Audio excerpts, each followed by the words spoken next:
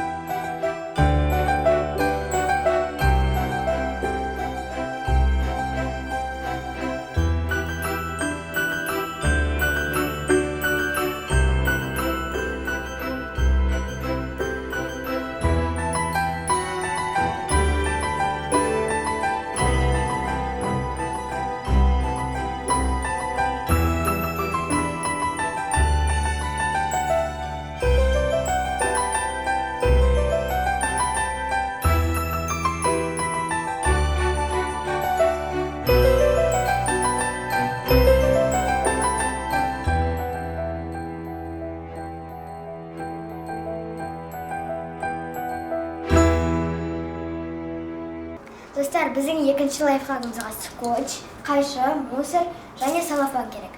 Біз бірінші скотчты біздің жерімізге жапсырамыз. Оны до конца жапсырмаймыз, жартысын жапсырамыз.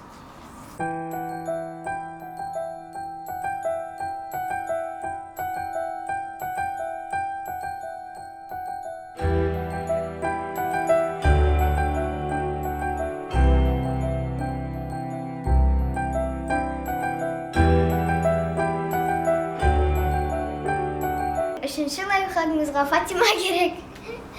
Фатима емес болса да болады. Фатима, қара. Бізге біздің телефонымыз және чехол керек.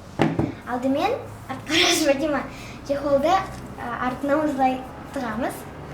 Содан кейін телефонды тығамыз.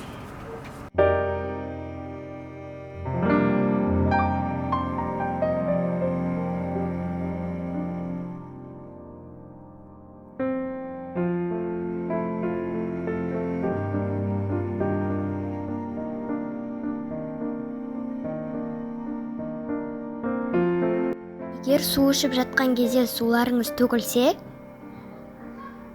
онда ауыздарыңызды ашып ішіңіздер.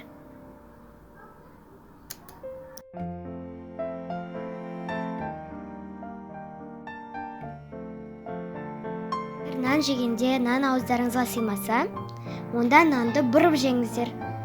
Өте қолайлы.